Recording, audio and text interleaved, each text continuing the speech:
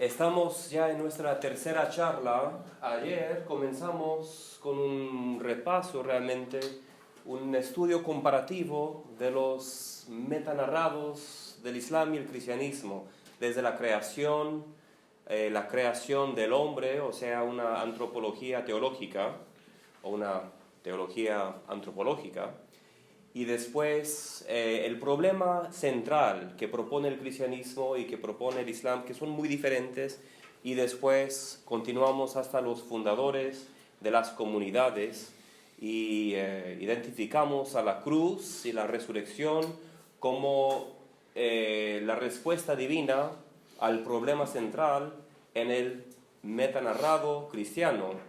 Pero en el Islam realmente es la revelación de la Sharia, o sea, las reglas, las direcciones de cómo vivir la vida para así poder regresar al jardín, a la Jannah, como la respuesta divina.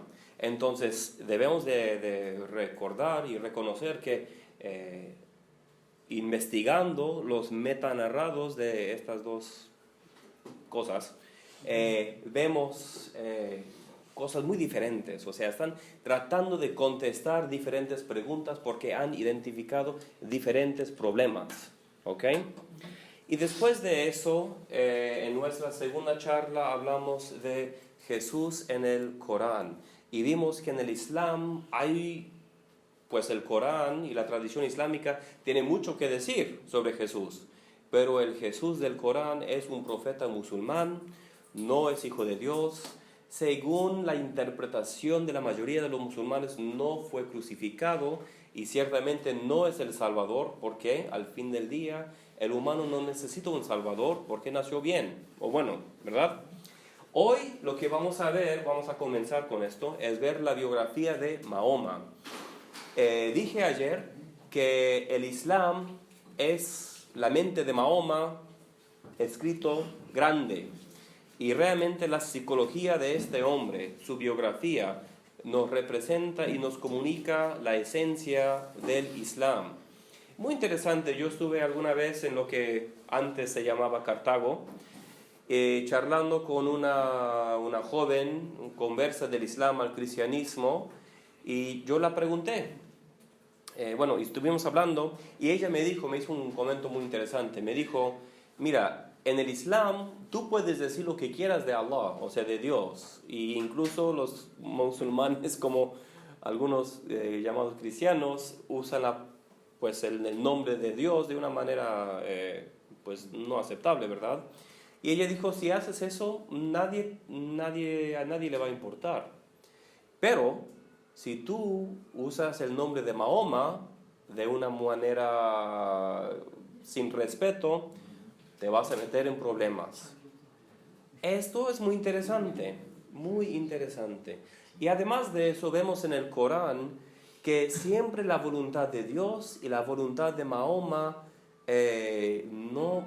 son casi que inseparables. Uno no puede identificar muchas veces dónde para la voluntad de Mahoma o los intereses de Mahoma y dónde comienza la voluntad divina. Entonces son como, es como mezclar limonada, o sea, ya cuando mezclas agua y azúcar y jugo de limón, ya no se puede separar. Entonces es algo muy interesante y por lo tanto investigar y conocer más de la biografía de Mahoma es una cosa muy importante para nosotros. Bueno, comenzamos. Aquí tenemos un mapa de la península arábica en el siglo VI. ¿Qué es el siglo cuando nace Mahoma? Alguien preguntó sobre las fechas. Hay una fecha que todos deben de memorizar, que es el comienzo del calendario islámico. Y eso es el año, ¿quién lo sabe?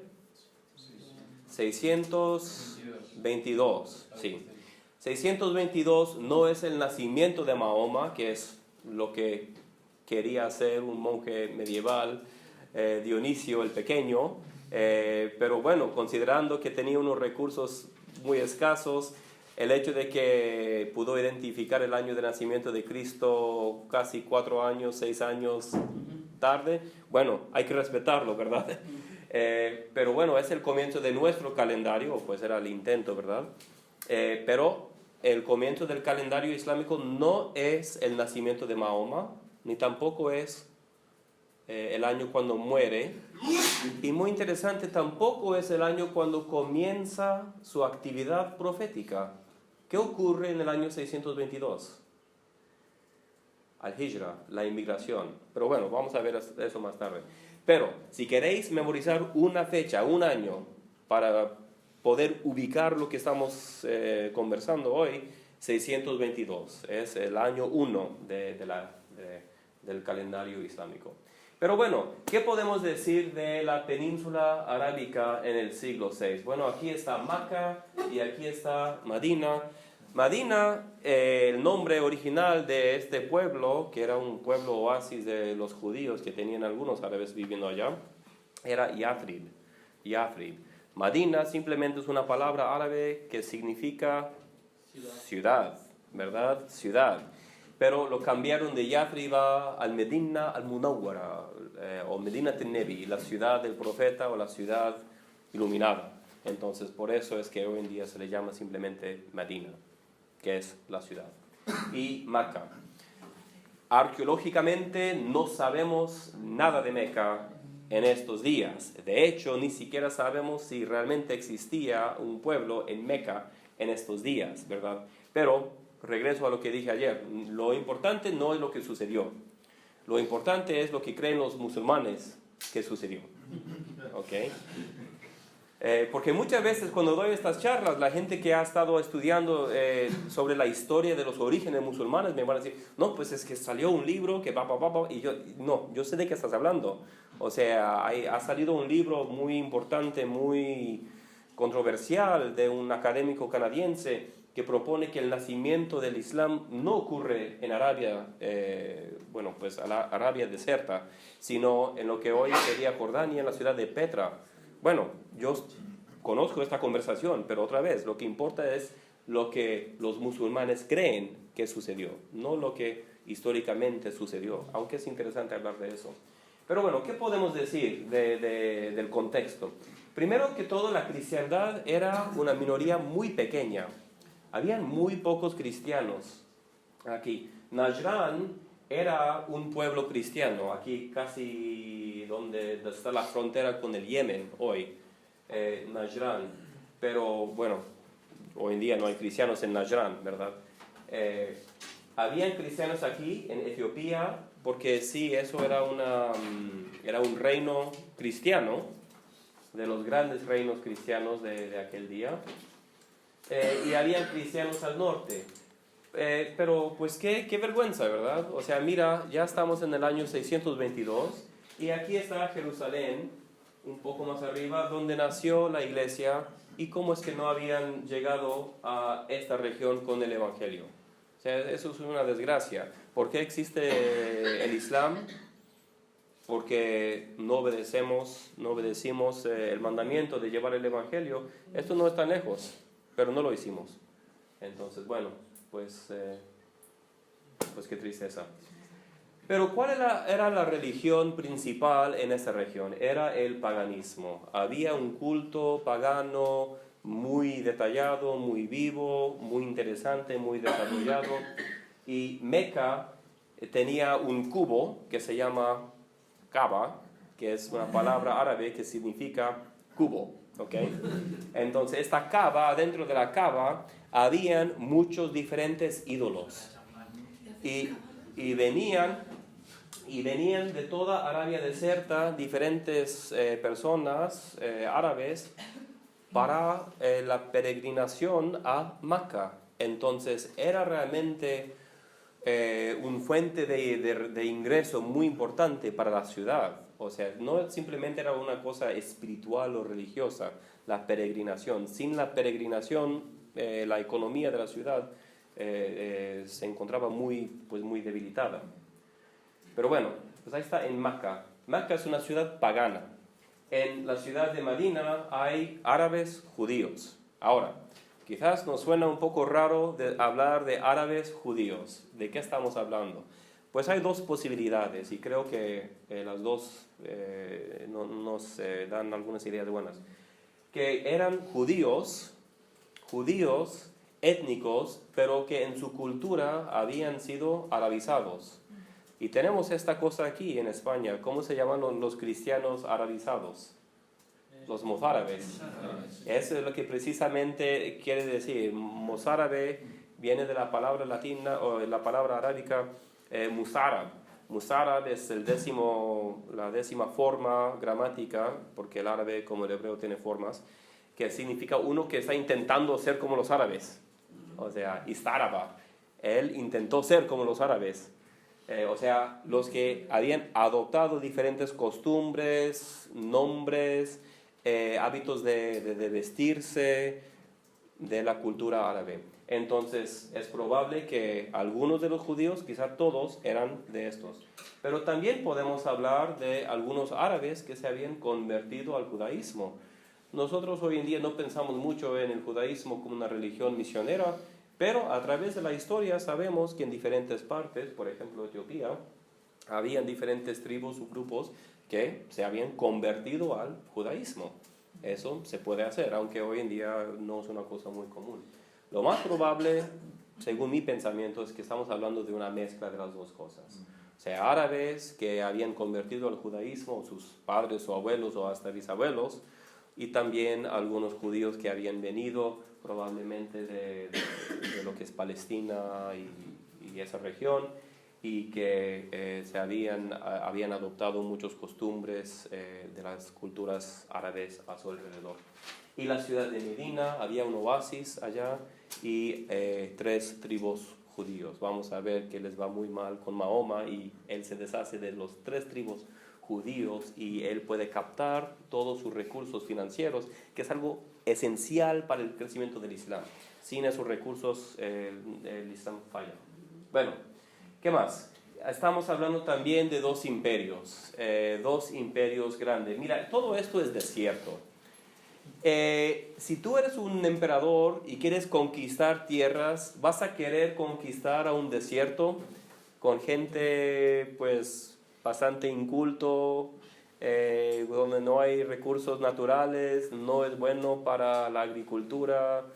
No, es por eso que ni los persos de aquí, ni los bizantinos de aquí, nadie había conquistado a esta área, porque era una área sumamente difícil para vivir y para sobrevivir, y no tenía recursos naturales en esos días. Bueno, hoy sabemos que tiene un recurso natural sumamente importante, el petróleo, pero en esos días no tenían este conocimiento.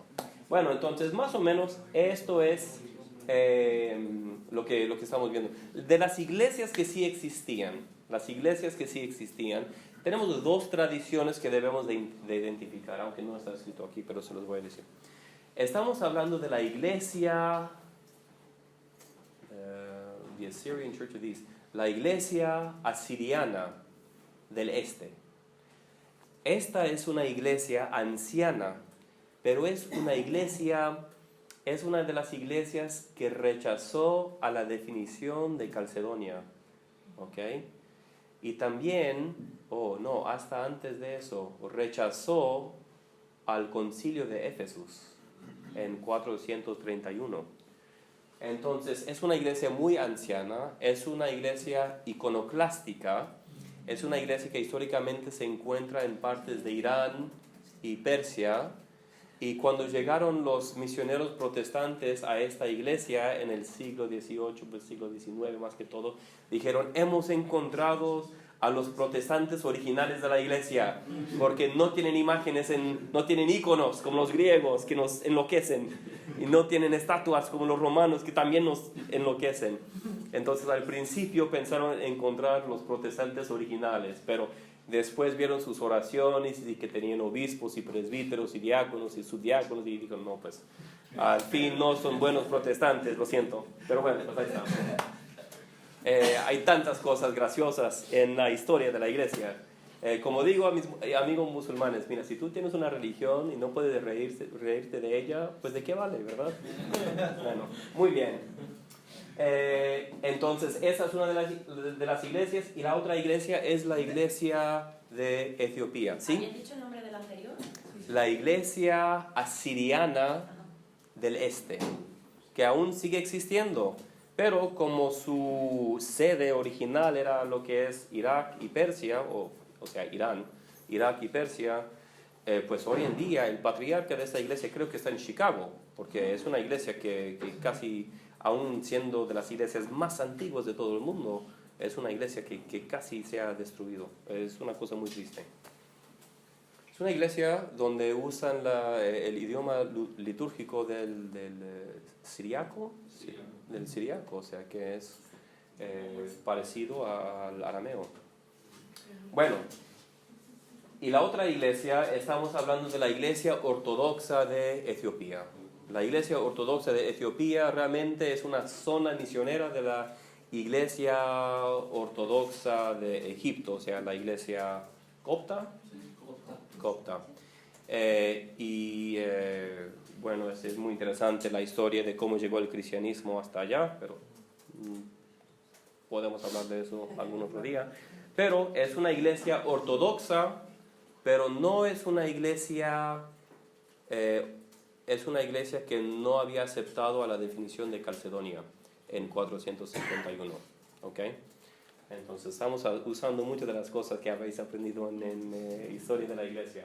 Supongo. Bueno, ojalá. Yo creo que todos saben estas fechas, 431 Éfesos, 400... Se lo he insistido, yo creo que... Sí. Pues muy bien. Vale, bueno, seguimos. Entonces, estas son las dos iglesias. Si queremos hablar de las diferentes iglesias que quizás había algún contacto o algo así, estamos hablando de la iglesia cóptica que tenía su presencia también en Etiopía, y estamos hablando de la iglesia siriana del este. Y de hecho, hoy hay ruinas de algunas iglesias en Arabia Saudita, pero como el gobierno no tiene deseo para nada de investigar eso, ponen paredes alrededor y ponen otra pared, ponen algo, no tomar fotos, prohibido el paso, vete.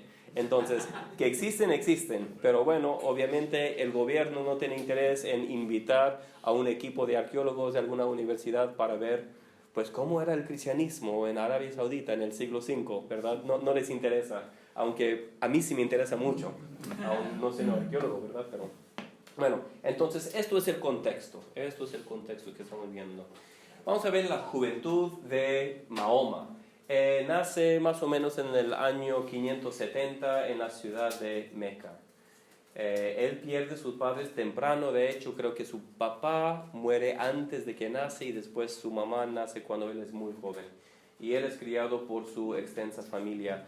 Es interesante notar que él fue como no un huérfano completo, pero él era como un niño extra. O sea, ¿quién va a cuidar a Mahoma? O sea, bueno, mándalo con su tío, mándalo con su abuelo. Entonces, realmente creo que eso psicológicamente lo va a influir mucho para cuando es un adulto y un líder, un profeta y un estadista más tarde. En el año 595 conoce y después se casa con Khadija. Khadija es su primera esposa. A través de su vida va a tener 11 o más esposas, aunque solamente puede tener 8 esposas a la vez, según lo que dice Alá en el Corán. En el Corán Dios dice claramente que el musulmán puede tener hasta 4 esposas si es que las pueda tratar bien, pero el profeta hasta 8. Bueno, pues ahí está. Otra vez, el hadith de Aisha, que vamos a ver es muy importante. Aisha es la tercera esposa de Mahoma.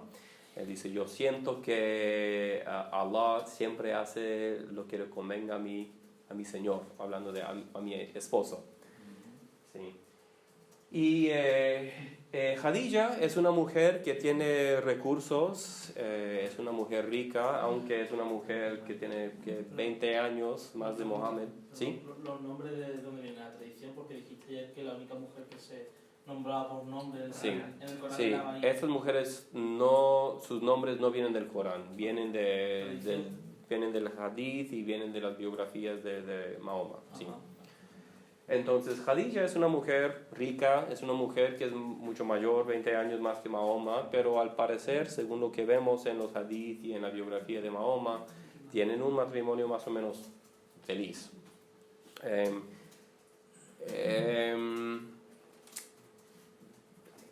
al principio Mahoma es alguien que trabaja para Khadija, ¿verdad? Pero después Khadija ve que es un hombre que trabaja muy bien, es responsable, es honesto, entonces ella se casa con él. Y esto libra a Mahoma a tener más tiempo, ¿verdad? Para diferentes actividades, incluyendo cuando va a esta cueva que se llama Hira. Él, según el acontecimiento, él se va cada año a esta cueva para un retiro para estar solo, ¿verdad? Y esto es el comienzo de las revelaciones proféticas para él. No es el comienzo del calendario islámico, ¿verdad? Pero es cuando comienza a recibir mensajes proféticos. Es muy interesante, aunque no tengo el hadith aquí, tenemos un hadith que nos relata cómo era la experiencia de Mahoma cuando comenzó a recibir esas revelaciones del ángel, ¿verdad? Mahoma, según la historiografía islámica, nunca ve a Dios. Él siempre recibe todo de este ángel que identifican con el ángel mensajero, que es Gabriel o Jibril en árabe. Pero Mahoma dice, yo sentí una presencia desde atrás que me exprimía, o sea, me sacaba el aire. Y me espanté y oí el mandamiento, escribe. Y yo dije, no puedo escribir, porque según la tradición, Mahoma no era un hombre que sabía. Era analfabeto, muy bien. Y después ocurrió otra vez, sentí esta presencia invisible desde detrás de mí que me exprimió y sacó mi aire y oí el mandamiento, escribe. Y dije lo mismo, no puedo escribir, soy analfabeto. Pero después, la tercera vez, oí un mandamiento diferente, que era recita. ¿Okay? Tenía que recitar el Corán. Y según la tradición, esta palabra Corán, aunque la gramática es muy, muy rara en árabe, quizás ni siquiera es una palabra árabe, pero significa recitación. ¿Okay? Algunos han sugerido que es una palabra que viene del siríaco, pero bueno, no nos metemos en eso ahora. Es muy raro esto, es una experiencia profética muy rara, ¿verdad? Y además de eso, leemos en otros hadith y en la biografía de Mahoma que él se sentía pues deprimido, asustado, y hasta subió a una montaña para aventarse y para cometer el suicidio porque estaba tan preocupado de que había sido contactado por no un ángel bueno, un ángel malo, ¿verdad? Pero después a subirse oyó otra voz que le dijo, no, soy Jibril o Gabriel, soy un ángel de Dios, y tú serás el profeta. Pero bueno, psicológicamente están pasando unas cosas muy raras con este hombre. Bueno, ¿cómo comienza? Muchos cristianos, incluyendo muchos cristianos aquí en España, quieren hablar de qué tan bella es el Islam y qué tan bonito es y que el Corán es muy pacífico y bla, bla, bla. Y siempre oímos de nuestros grandes eruditos como el ministro de Inglaterra o el presidente americano o el presidente de Francia, hombres que no saben nada del Islam, que es una religión de paz y bueno, vamos a encontrar la verdad aquí. ¿Es cierto que hay versículos del Corán que son pacíficos? Sí, hay. Pero vamos a ver qué pasa, es importante. Comenzamos con la predicación en Meca. Acuérdense, ¿cuál era el nombre de esta charla en la primera pantalla que vimos? Mahoma y... Muy bien, esto es muy importante. Es un nombre de un libro por Montgomery Watt, que era un erudito sobre el Islam en la Universidad de Edimburgo, donde yo hice mi doctorado, aunque él había muerto mucho antes de que yo llegara allá. Y él tiene un libro que seguramente se encuentra en español, Mahoma, Profeta y Estadista. Y ese es un libro muy bueno y mucha de la materia aquí viene de aquel libro. Pero bueno, él está en Meca. En Meca es profeta, no es estadista. No tiene nada de poder jurídico, ni militar, ni gubernamental, ni nada. Él tiene la capacidad de hablar y de compartir su mensaje y de invitar a la gente a recibir este mensaje si quieren. No tiene la capacidad de usar la coerción, ¿sí? O sea, de esforzar a la gente a hacer cosas. Entonces, ¿de qué está hablando durante estos años en Meca? Bueno, habla de tres cosas que realmente para los cristianos vemos estas tres cosas y decimos, pues también. Habla de las éticas sociales, o sea, de cómo deben de tratarse de cómo debe de tratarse la gente, de mostrar respeto, de no mentir, cosas así. Especialmente él quiere que cuiden a los huérfanos, a los ancianos, o sea, cosas buenas. Segundo, habla de las ayat.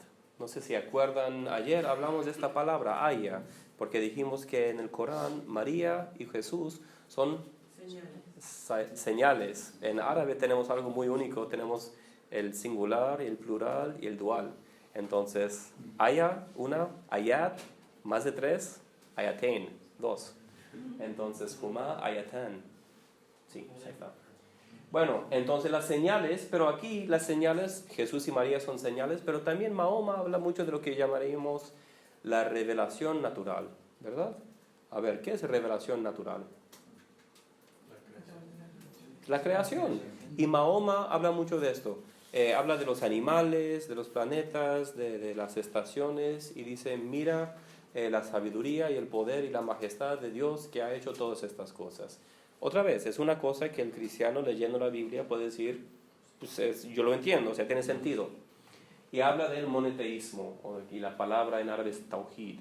Ahora, tawhid no quiere decir simplemente monoteísmo, quiere decir monoteísmo unitario. ¿Okay? Nosotros somos monoteístas, pero trinitarios, ¿verdad?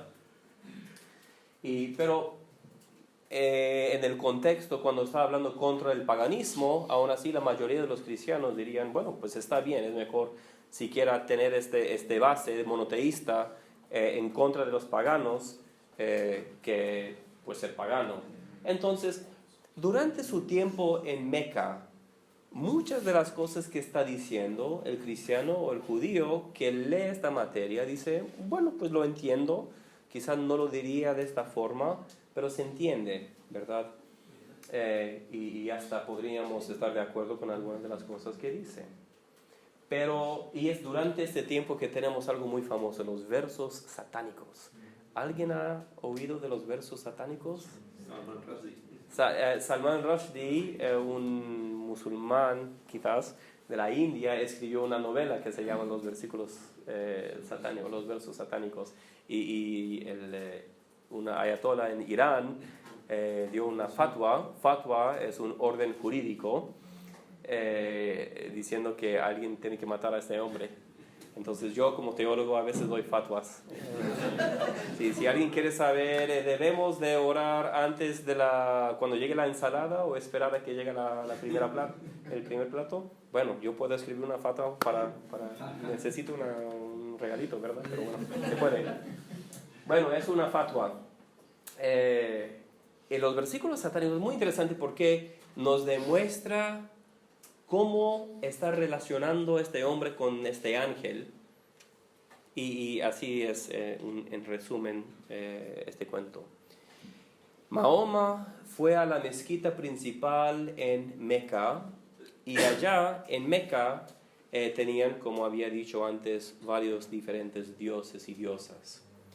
Y él estaba triste, porque él estaba proclamando al único Dios verdadero, Allah, ¿verdad? Que es un Dios que viene de antes.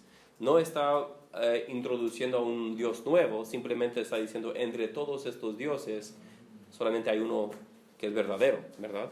Y de hecho, Allah tiene raíces parecidas como la palabra hebrea, Elohim o El. Entonces, la palabra Allah es mucho más cerca a Elohim que la palabra Dios, ¿verdad? Que viene del griego, que es una palabra originalmente pagana. Pero bueno, es otra conversación.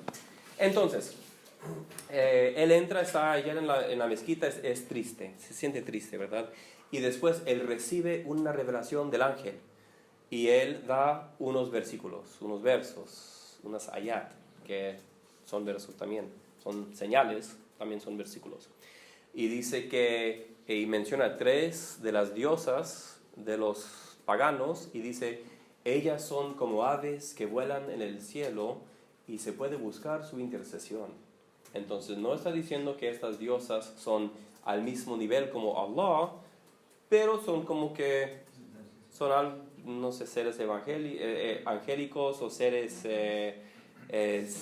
semidivinos, o sea, no nos dice. Pero el caso es que la gente de Meca están contentos.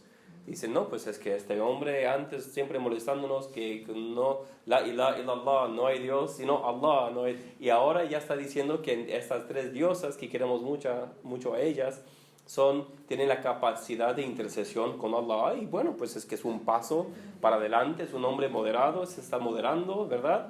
Y eso es muy bueno. Pero ¿qué pasa? Después de poco tiempo, viene el ángel Gabriel a él y le dice, ¿por qué diste esos versículos en la mezquita? Estos no vienen de mí. Entonces, él tiene que quitar estos versículos del Corán y los reemplaza con otros versículos. Pero hay una pregunta muy importante, y esto viene de fuentes islámicos, esto no viene de los judíos ni de los cristianos, esto viene de la biografía más anciana del profeta Mahoma. Entonces viene la pregunta, si en este caso él oyó la voz de Satanás, y se equivocó, pensó que era la voz de Gabriel, ¿no es posible que ocurriera en otros tiempos también? Entonces nos demuestra algo muy interesante. Hoy en día los musulmanes siempre quieren cubrir estas cosas, ¿verdad? No les gusta hablar de esto. Pero bueno, como he dicho, viene de fuentes islámicos, de los más ancianos que existen. Bueno, sí. Se llaman versos satánicos. Sí, se llama el acontecimiento de los versos satánicos, sí. Es algo que uno de los orientalistas, leyendo este acontecimiento de la biografía de Mahoma, dijo, bueno, pues es el acontecimiento de tal y tal, sí. Sí. Bueno, entonces en 6.15, ¿qué pasa? Los musulmanes son pocos, pero están experimentando presión y persecución, y un grupo de ellos se va a Etiopía. Y Etiopía, el rey cristiano dice, bueno, ¿qué creéis? Y explican la doctrina islámica de aquellos días, y él hace como que una línea en el suelo, y dice, lo que separa a vosotros de nosotros no es más ancho que esta línea.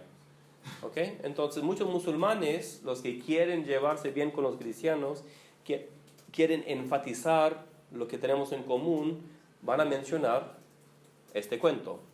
El problema, por supuesto, es que estamos hablando del Islam de Meca, cuando Mahoma era nada más profeta. No estamos hablando del Islam desarrollado, que es de Medina, cuando Mahoma ya era profeta y estadista, porque cambia completamente el pensamiento y la forma de ser de este hombre. En 619 Khadija muere, se casa con la niña Aisha, él se casa con ella, él tiene unos 50 años, ella tiene 6 años, y después hacen el sexo cuando tiene 9 años. Y esto es el hombre ideal, eso otra vez viene de fuentes islámicos, no viene de nada más. Y después en el año 620 es su viaje a Jerusalén. Muchas veces oímos que Jerusalén es la tercera ciudad más santa o la ciudad sagrada para los musulmanes. Es por esto. Mahoma nunca fue a Jerusalén, sino que dijo que una vez en la noche se montó a una criatura que se llama, creo que el Buraka, y voló a Jerusalén, tocó su pie en la monte del templo, donde ahora está, donde antes estaba el templo judío, y hoy está ¿qué? La cúpula de la roca. Sí, y regresó. Y es por eso que existen todos estos problemas en Jerusalén. Y si van allá a Jerusalén, entran, dicen que puedes ver el lugar donde pisó Mahoma, pues esa colina de Sion. Entonces nunca llegó a estar allí físicamente, en Jerusalén.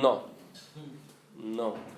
Pero mira, eso es el pedacito de tierra más conflictivo en todo el planeta. O sea, y a mí, yo viví muchos años en Israel y yo pasé mucho tiempo en Jerusalén.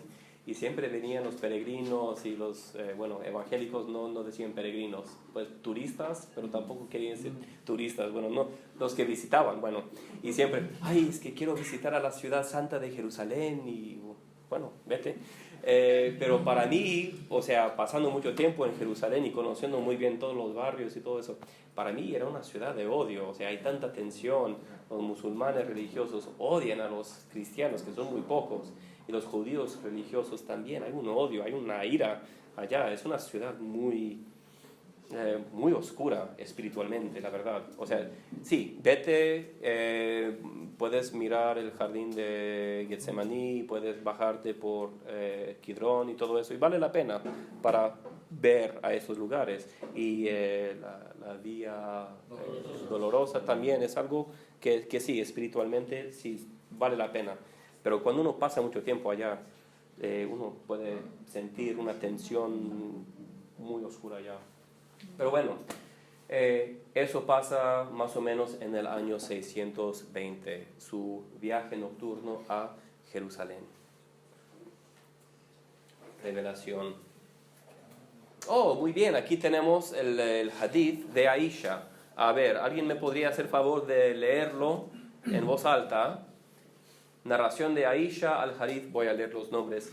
Al-Harith bin Hisham preguntó al apóstol de Alá, apóstol de Alá, ¿cómo es la divina inspiración revelada a ti? Entonces la pregunta es, ¿cómo es cuando viene el ángel Gabriel a ti para compartir algún versículo contigo, alguna revelación nueva? Y aquí está la respuesta, ¿ok? Entonces, ¿alguien lo quiere leer desde aquí, algunas veces? Algunas veces lo es revelado, como un campanillero. Esta forma de inspiración es la más difícil de todas, y entonces esa agitación pasa en cuanto he entendido lo que es inspirado. Algunas veces el ángel viene en la forma de un hombre, y me habla y yo entiendo todo lo que dice. Aisha añadió, verdaderamente vi al profeta ser inspirado divinamente en un día muy frío y noté que el sudor caía de su frente, cuando la inspiración había terminado. Muy interesante. En cuanto a los profetas hebreos, no tenemos ningún acontecimiento de cómo era. O sea, simplemente es que vi una visión o la palabra del Señor vino a mí. O sea, pero aquí tenemos una descripción de para Mahoma cómo era. Algunas de las cosas son muy raras, ¿verdad?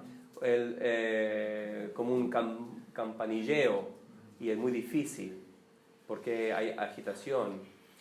O después, sí, aunque hace frío, está sudando. O sea, un tipo de trauma corporal o físico. También algunas veces, y esto también viene en otro hadith, él se iba caminando, hablando con el ángel, pero él veía el ángel, los demás no. Los demás veían un hombre caminando, charlando con, pues nadie, al parecer, ¿verdad? Al parecer. Muy interesante. Y esto viene de Al-Bukhari. Al-Bukhari es uno de los colectores de hadith más importantes. Si tenemos tiempo al final, os voy a decir más sobre qué es un hadith y cómo funcionan. No, ¿sabes qué? Lo voy a hacer ahora. ¿Qué es un hadith? Un hadith quiere decir un acontecimiento, un narrado, algo que ha sido pasado de generación en generación, ¿verdad? Entonces, ¿quién era el primer misionero bautista aquí en España? William Knapp. Ok, ¿y está William Knapp con nosotros hoy? No. Pero imaginemos que no hay libros sobre William Knapp, para nada. Nadie nunca escribió nada sobre este hombre porque somos como los árabes del siglo VI o del siglo VII. ¿Los iconos cuentan? Sí. No, bueno, no está ahí, para Mahoma es prohibido, pero sí, valdría la pena como investigadores. Entonces yo quiero saber cómo era este hombre. Yo quiero saber cómo vivía, cómo se llevaba con su mujer, con sus hijos, con los otros líderes. Entonces yo voy y pregunto, ¿quién conoce alguna cosa de William Knapp? ¿Ah? Julio. Entonces yo digo, Julio, ¿qué sabes de William Knapp? ¿Tú lo conociste personalmente o no? No. No, pero tú oíste algo de William Knapp, ¿de quién? Bueno, he leído sus escritos y he leído de otros autores. Pero no hay cosas de leer, todo tiene que ser verbal. Sí. Entonces, ¿quién era un misionero que tú conociste, que conocía a William Knapp, o un pastor local?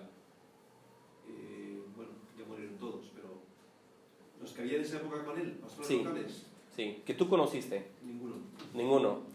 Ok, alguien en medio entonces, que era joven cuando estaba William y cuando te conoció ya era anciano. Vamos a decirle Pastor Roberto, ya. Lo vamos a inventar, ¿vale?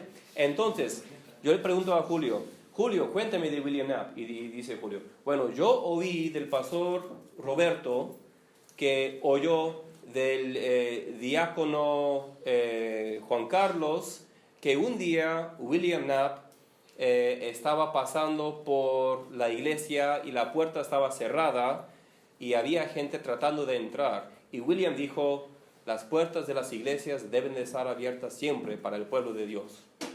Eso es un hadith, ¿ok? Porque tiene una cadena de transmisión, ¿ok?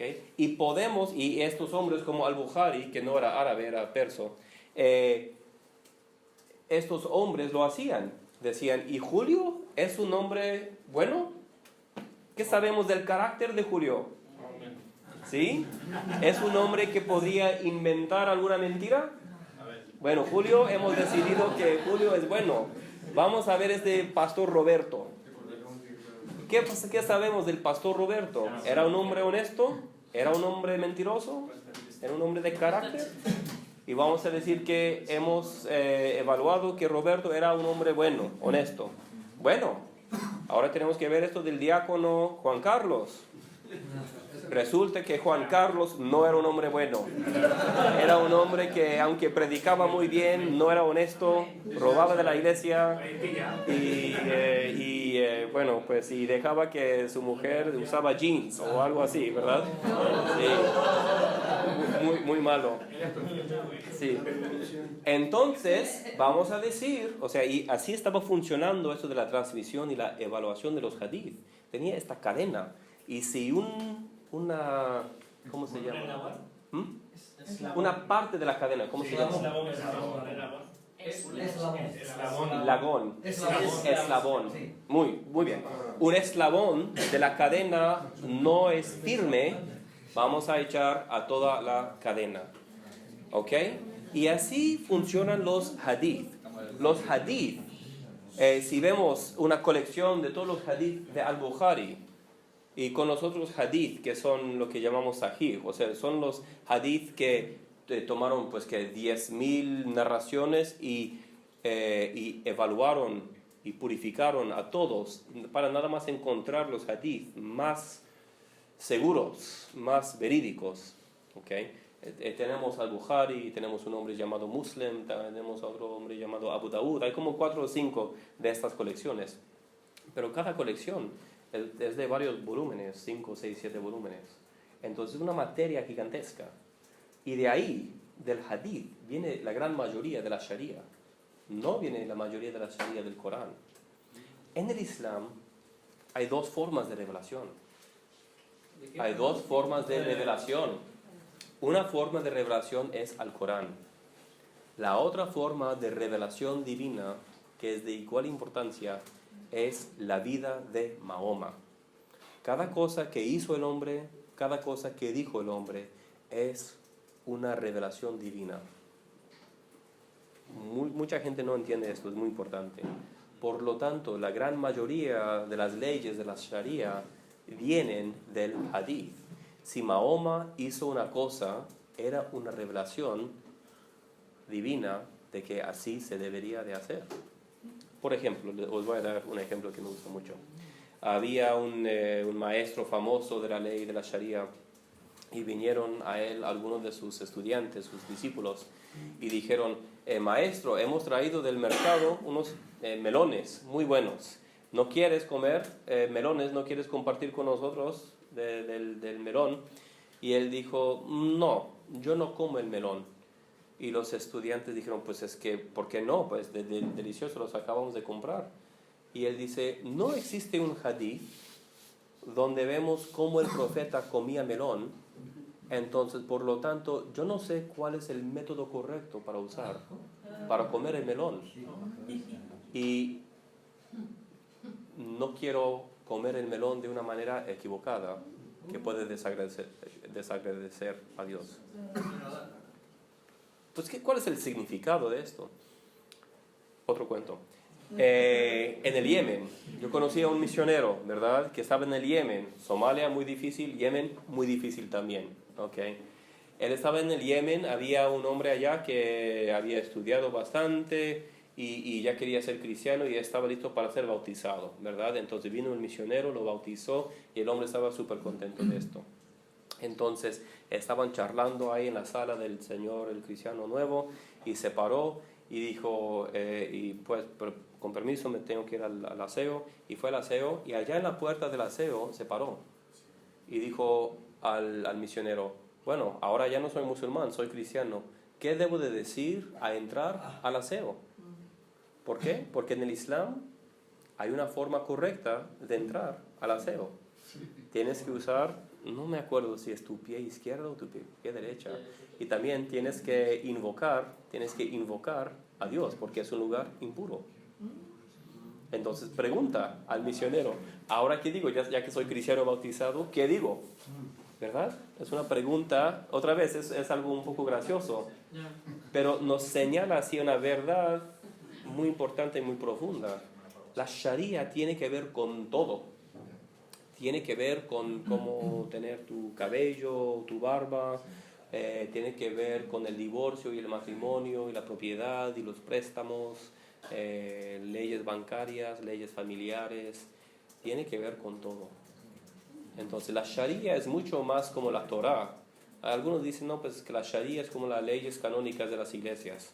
Es una comparación ridícula, no tiene nada que ver. Las leyes canónicas, todos sabemos, no hay ninguna iglesia que dice nuestras leyes canónicas fueron reveladas de Dios. Nadie dice eso, ni las iglesias más canónicas, ni la iglesia romana ni ortodoxa, ¿verdad?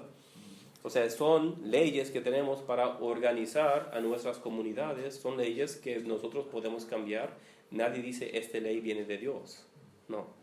Entonces no hay comparación entre la Sharia y las leyes canónicas de las iglesias. No hay comparación para nada. Pero es más como la Torá de los judíos, de los hebreos, ¿verdad? Que toca toda parte de la vida, aunque la Sharia es mucho más desarrollada y detallada. Sí. ¿Se podría decir que con esto se elimina o se minimiza la dimensión moral, porque todas las cosas hechas de la forma correcta están bien? Uh-huh. Sí, la pregunta es si se minimiza las cosas morales. Y diría, normalmente sí. Ahora, el Islam también tiene virtudes y valores y hay pecados, entonces todo eso también existe. Y la Sharia tiene un aspecto moral que te dice, estas son las cosas buenas y las cosas malas. Pero más que todo, la pregunta es, normalmente no vas a tener que preguntarte, ¿estoy haciendo algo bueno o algo malo? Si es que estás haciendo el ortopraxis. Esa es una palabra de ayer, ortopraxis, o sea, haciendo el rito correctamente. Para el cristianismo no tenemos una Sharia, tenemos virtudes. O sea, uno debe de ser generoso, uno debe de ser paciente, uno debe de ser prudente o sabio. O sea, estas son las cosas que tenemos. Y no tenemos una ley de, bueno, la mujer debe de andar de pantalón o de vestido o cómo debe de ser el cabello. Pues no tenemos estas leyes. Entonces, para el musulmán, ve el cristianismo y nos dicen, es que ustedes no pueden hacer lo que quieran. Porque para ellos, de una forma ceremonial, bueno, más o menos es cierto, pero para nosotros es la ética, es la teología moral, ¿verdad?, que nos debe de guiar. Y la Biblia tiene mucho que decir en cuanto a eso. Bueno, entonces vamos a seguir. Pero hemos aprendido qué es el hadith. El hadith nos puede decir algo sobre cualquier dicho de Mahoma o de uno de sus compañeros también, porque los compañeros de Mahoma se llaman as-Sulafa o Salafiyin. No sé si han oído del Islam Salafi. Salafista, sí, salafista simplemente viene de esta palabra, los compañeros del profeta. Entonces, decir que es un musulmán salafista es como si yo digo, yo soy un cristiano apostólico. O sea, yo trato de seguir la fe apostólica, no la fe que vino más tarde, pero la fe original. Bueno, ahí está. ¿Y los musulmanes salafistas no son más radicales que los de la media? Sí, precisamente, porque están diciendo, yo no voy a seguir las tradiciones del hombre, ¿verdad? Yo voy a vivir como los mismos profetas, los mismos amigos del profeta. Yo no me voy a preocupar por el hecho de que han habido 1200 años de historia y desarrollo y pensamiento y bla, bla. No me voy a preocupar por eso. Yo voy a regresar y voy a imitar precisamente a los compañeros de Mahoma. Entonces, es lo que dicen y por lo tanto son más radicales. Vamos a hablar de Aisha un poco, porque muchas veces cuando comparto que Aisha tenía 9 años cuando Mahoma decidió hacer el sexo con ella, la gente dice es que eso no puede ser. Pero bueno, aquí tenemos otra vez nuestro amigo Al-Bukhari, el perso, con esta narración. El profeta se prometió conmigo, viene de Aisha misma. Conmigo cuando era una niña de 6 años. Fuimos a Medina y permanecimos en la casa de Harith Khazraj. Mi madre, Rumán, vino a mí cuando estaba jugando en un columpio con algunas de mis amigas, no sabiendo lo que me quería hacer. Me cogió de la mano y me hizo estar de pie en la puerta de la casa. Entonces estaba sin aliento y cuando mi respiración volvió a ser normal, tomó agua y frotó mi cara y cabeza con ella. Entonces me metió en la casa. Allí en la casa vi a una mujer ansari. Ansari es un grupo de los musulmanes que me dijo mis mejores deseos y bendiciones de Alá y buena suerte. Entonces ella me confió a ellos, bueno, sería ellas, me confió a ellas y ellas me prepararon para el matrimonio. Inesperadamente el mensajero de Alá vino a mí en la mañana y mi madre me entregó a él y en ese tiempo yo era una niña de 9 años de edad. Entonces, yo lo digo para que no haya ninguna duda. Y también Aisha, ella no está quejando de esto, ¿verdad? Pero muchos musulmanes no se sienten cómodos con este hecho histórico, ¿verdad? Y te van a decir cosas como, no, pues es que las chicas de Arabia en esos días se maduraban rápidamente. Yo siempre contesto, bueno, pues aún si fuera el caso así, una chica de 9 años, aún si es físicamente madura, no tiene capacidad de estar en este tipo de relación, ¿verdad? Mahoma en Yathrib. Ahora hemos llegado ya a la migración. No, ¿y qué sí. dicen ellos respecto a eso? O sea, tú me comentas que no está preparado, bueno, y lo niegan. Que es el hombre ideal. Y como dicen en Londres, whoever insults the prophet, behead him. No lo voy a decir en árabe. Quien insulta al profeta, decapitadlo.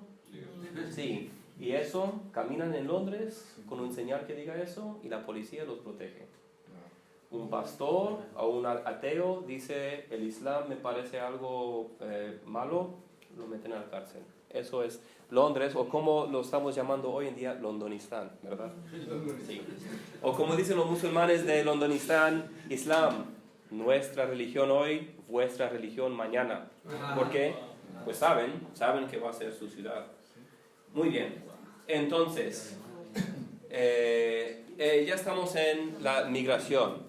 La migración, hay 2 maneras de pronunciar esta palabra en árabe, porque el árabe realmente no es un idioma fijo, es una familia de idiomas. Hay mucha más diversidad en los diferentes dialectos del árabe que en español o inglés. O sea, tú puedes coger a alguien de España, a alguien de Argentina, a alguien de Canadá y se entienden fácilmente. El árabe no es así. Entonces, algunos dirían hijra. Otros dirían hegra. Es la letra jin, algunos lo dicen ga, algunos ya. Bueno, así es.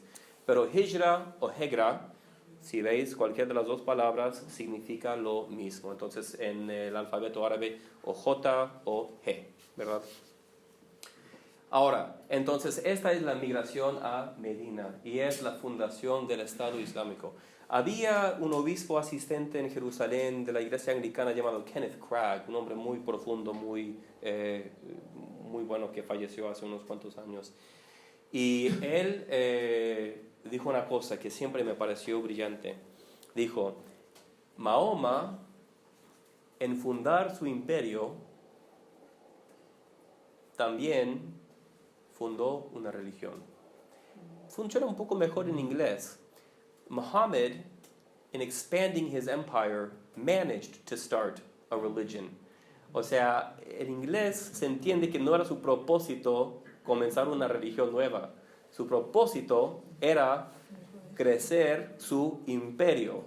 Y haciendo eso, bueno, pues sucedió que también fundó una religión. Y este es un hombre que siempre ha demostrado mucho respeto para los cristianos. A mí me encantan sus escrituras, sus libros sobre el Islam y el cristianismo árabe, pero algunos dicen, no, pues todo lo que ha dicho es correcto, pero debe de ser un poco más duro el hermano Kenneth. Pero bueno, yo pienso que realmente tuvo una capacidad de tomar en cuenta la complejidad del asunto y de hablar con respeto, pero también de no esconder la belleza del Evangelio. Pero bueno, es una cosa difícil de hacer, de hecho.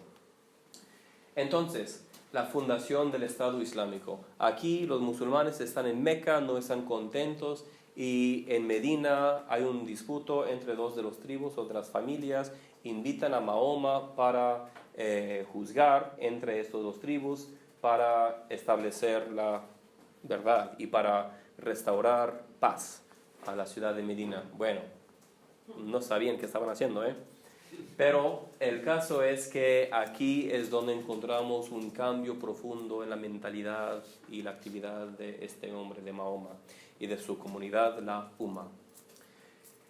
Y esto es el comienzo del calendario islámico, porque ahora ya no es solamente profeta, sino también estadista. Sí. Lo que pasa aquí en Medina, tenemos un cambio profundo en el tono de las suras del Corán. Antes las suras de Meca son suras más poéticas y, como dije, muchas llamadas al monoteísmo y diferentes discusiones sobre las ayat o los señales divinos en la naturaleza. Pero aquí tenemos más reglas, ¿verdad? También encontramos la erradicación de los judíos de Medina. Habían 3 tribus judíos en Medina y, bueno, sin profundizarnos en detalles, Mahoma o los bota de la ciudad, o los mata, o los hace esclavos y esclavas. ¿Okay? O sea, al fin de su vida ya no hay judíos libres viviendo en Medina. Y él también tiene pues la idea de expropiarse todos sus bienes, y lo hace. Y sin esos fondos y esos recursos, la expansión de la Umma temprana no hubiera sido posible. Entonces, este movimiento de eliminar los judíos y de expropiar todos sus bienes, aún quizás no sea algo muy moral, pero era algo muy inteligente, y lo hizo. Y entonces su rechazo de los judíos fue más por motivos logísticos, estratégicos, que por cuestiones teológicas. Muy bien, una pregunta muy buena. Mira, al principio, cuando él está en Meca no hay judíos ni tampoco cristianos, ¿verdad?, permanentes viviendo allá. Quizás habían comerciantes o algo así, pero no había una población judía en Meca.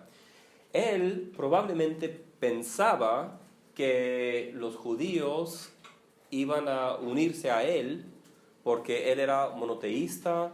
Él estaba hablando de figuras que ellos conocían. Él estaba hablando de Adán y Moisés y David y Salomón y estos hombres que también los judíos conocen y respetan como profetas o reyes. Entonces él suponía, pensamos, que los judíos y también los cristianos se iban a unir a él por cuestión del monoteísmo. Entonces, en las suras que vienen de Meca, encontramos versículos favorables en cuanto a los judíos y los cristianos. Pero ¿qué pasa? Cuando él llega a Medina, donde viven judíos, ellos dicen, Moisés nos dio un señal, o sea, él oró y vino pan del cielo. ¿Y tú qué vas a hacer? Y Mahoma no era capaz de hacer algún milagro. Entonces, ¿qué dice el Corán? Dice, cada versículo de este Corán es un milagro. Y por eso el versículo se llama Aya. Al igual que María y Jesús son Aya, o Ayatán, porque son dos. Igual que en la naturaleza vemos Ayat, ¿ok? También cada versículo se llama Aya. En las iglesias árabes, un versículo de la Biblia, usamos la misma palabra, Aya. O sea, aunque no tenemos el significado teológico que tienen los musulmanes. En el Islam existe la creencia de que cada quien que escucha un versículo del Corán, por el poder divino en las palabras, se quedará convencido y realizará que es de Dios. Entonces, confunde mucho a los musulmanes cuando digo, no, yo he leído mucho del Corán en árabe y lo que yo digo, mushawash o mushawish. O sea, es un libro confundido y que confunde, ¿verdad? Y no lo digo como insulto, pero es mi opinión del texto. Y dicen, pues, ¿cómo va a ser? O sea, alguien que conoce bien el árabe y está leyendo el texto y ahora me dice que no. Y además de eso es religioso como cristiano, o sea, y dice que no tiene el poder, porque siempre lo han escuchado. Siempre han escuchado, cada versículo del Corán es un milagro de Dios. Y cuando alguien escucha el Corán con un corazón abierto, se hará musulmán, ¿verdad? O hay un chiste de esto. Mira, hace siglos había un how do you say crusader? Cruzado. No, el hombre. Cruzado. Muy bien. Había un cruzado que estaba regresando de Jerusalén, estaba atravesando a Egipto, ¿verdad? Y tenía dos hombres con él, dos musulmanes. Uno era el que tenía el camello, y otro que era su guía. Entonces estaban pasando por los pueblos de Egipto para regresar a su hogar en no sé, España quizás. Y escucha la llamada se llama Adán, de la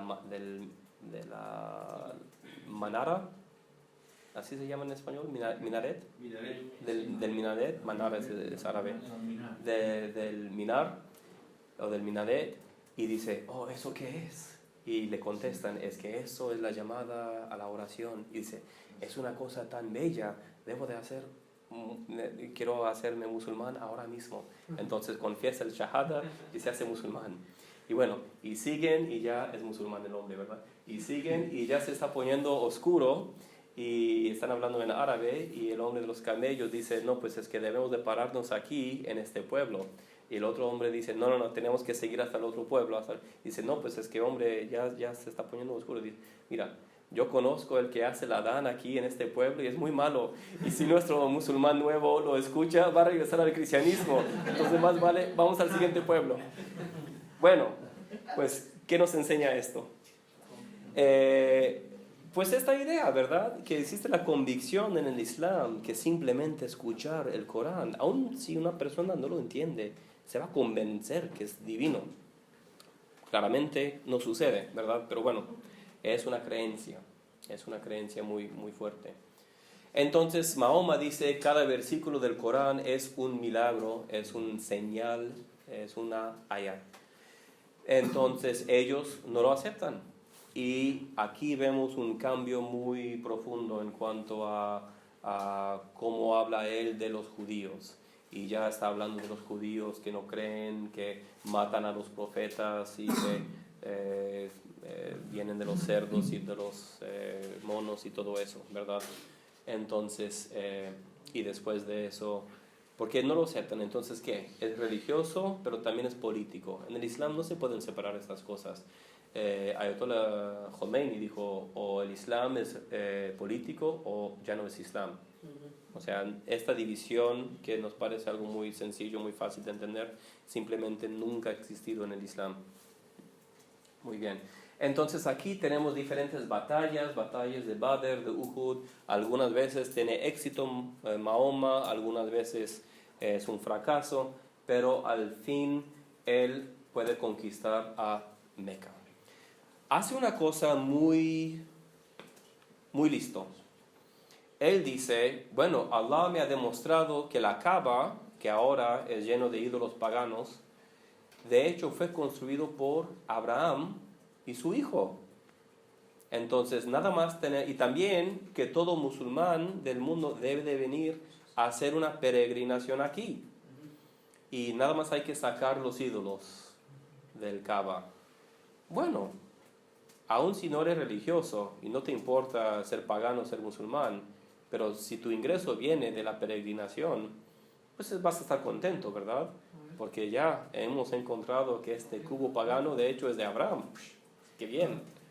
Entonces, pues nos demuestra qué tan inteligente podía ser este hombre a veces. Asegura también, ¿no? el dominio económico, o sea, la prosperidad económica. Precisamente, muchos de los paganos no les gustaba Mahoma, no precisamente por cuestiones teológicas, sino por esto. O sea, si este hombre tiene éxito, mi ingreso se va, porque viene la gente de Arabia aquí para hacer peregrinación a este cubo lleno de ídolos.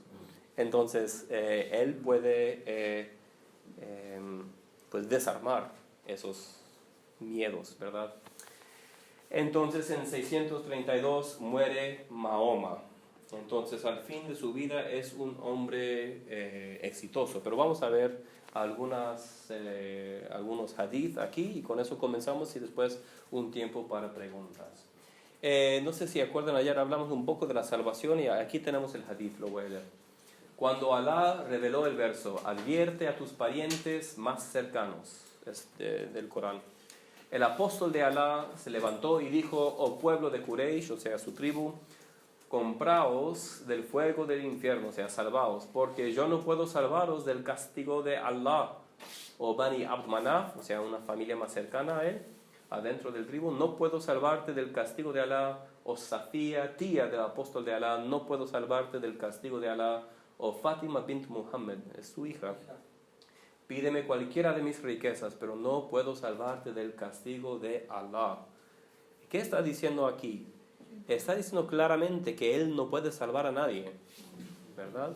Aunque como mencionamos ayer, hay musulmanes que quieren imponer ese rol a Mahoma, según este hadith, claramente no lo puede hacer. Y aquí es Sahih al-Bukhari, volumen 4, libro 51, número 16. Acuérdense que estas cosas son grandes, hay las colecciones muy grandes. Una cosa muy interesante, por muchos siglos investigar los hadith era una cosa sumamente difícil, porque habían pocas bibliotecas, pocos libros y pocos árabes que podían leer la materia, todo estaba en árabe, entonces era difícil. Pero hoy en día todos los sahih de Al-Bukhari, Muslim y Abu Daud, que son los tres principales, han sido traducidos al inglés y están en el internet.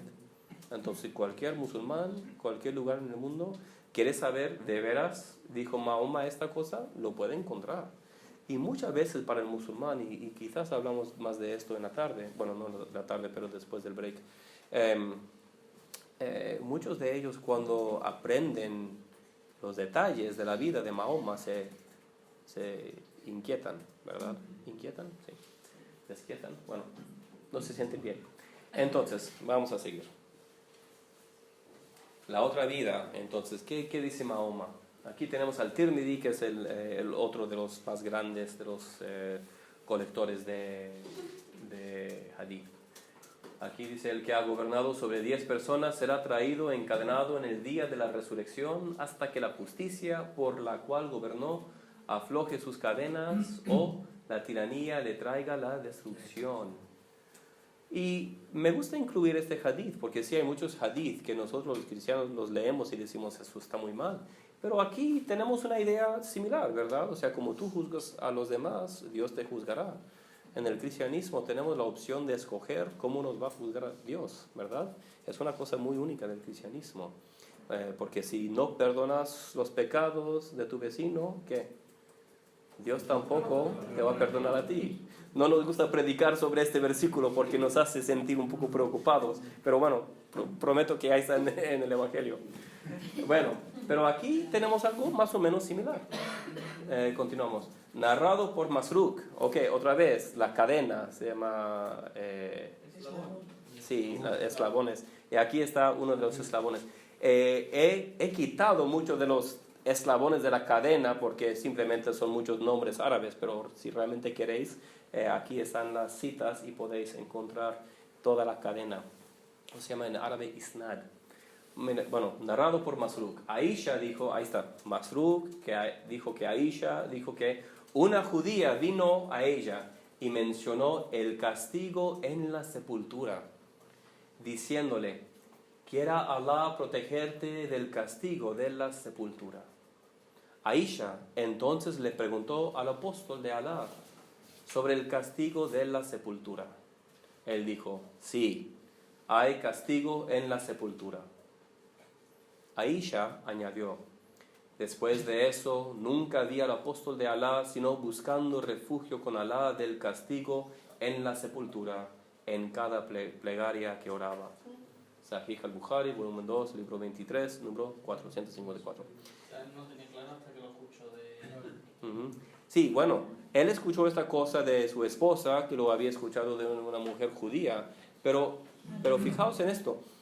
Él, cuando le hacen la pregunta, dice, no, pues es que sí existe el castigo en la sepultura. Pero él se preocupa mucho por esto. Él siempre le está pidiendo a Allah que no le pase nada. O sea, él no es un hombre que, en cuanto a su salvación, es un hombre que no sabe, ¿verdad? Es un hombre que está muy preocupado, porque él no sabe si va a ser castigado en la sepultura o no. Entonces, muy interesante. Estamos viendo unas cosas interesantes en cuanto a la psicología y la mente de este hombre. Y aquí una cita de Kenneth Craig. La visión de Mahoma implícita en las tradiciones equivale de alguna forma a la creencia de que un ser humano particular se ha convertido en universal. Que toda la humanidad puede conocer la voluntad de Dios a través de este hombre. Y es muy cierto. Okay. ¿Se acuerdan que dije que la Sharia es una revelación de cómo tú debes de vivir tu vida en España hoy? Y de cómo mi abuelo debió de haber vivido su vida en Bogotá o en Montana hace 100 años, ¿verdad? O 80 años. Entonces, este hombre, Mahoma, es un universal. Pero mira lo que dice, es una cosa muy sabia. Pero esa actitud hacia Mahoma nunca ha sido expresada en una doctrina metafísica reconocida de su persona que respaldaría a su tremendo papel ético y legal. Es lo que estaba hablando ayer, pero aquí tenemos la misma cita de Kenneth Craig. Muchos quejan que él escribe con oraciones muy largas porque era inglés. Y bueno, pero sí es un poco difícil leer su materia, pero tiene unas ideas y un conocimiento muy profundo. ¿Qué está diciendo aquí? ¿Cómo los musulmanes pueden decir que este hombre Mahoma puede ser la revelación de la Sharia, la revelación perfecta de cómo toda cultura humana debe de ser, de cómo toda vida humana en todo tiempo, en todo lugar, debe de ser vivido? O sea, eso es, aquí como dice, es un tremendo papel ético y legal. Pero los musulmanes nunca han desarrollado una doctrina metafísica para contestar la pregunta. ¿Okay? Mientras los cristianos, cuando decimos cómo es que este hombre Jesús, el carpintero de Nazaret, puede reconciliar a los humanos con Dios, bueno, llevamos 5 o 6 siglos desarrollando lentamente y a veces, bueno, no muy pacíficamente, una respuesta metafísica. Entonces, es otra cosa que nos debe de hacer apreciar la historia de la primera iglesia. Y bueno, este no lo vamos a leer, entonces diferentes conclusiones posibles. Lo siento, el título no ha sido traducido, pero bueno, ahí está. Entonces, ¿cuáles son las opciones? Bueno, de hecho, vamos a dejar esto, vamos a dejar 10 minutos para preguntas y si luego queréis leer esta cosa, lo podéis hacer. Muy bien, 10 minutos.